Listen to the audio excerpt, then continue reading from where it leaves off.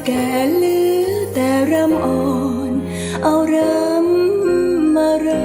ำให้แก่แม่ปลา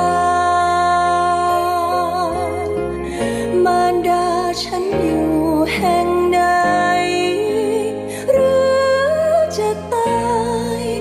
ในฝั่งคงคาสงสารนางกำพร้าพรำเรียกหา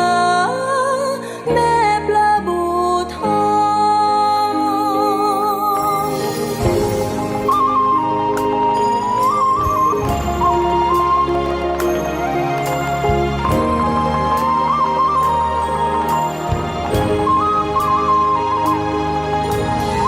ร่อนแต่รำแก่เหลือแต่รำอ่อน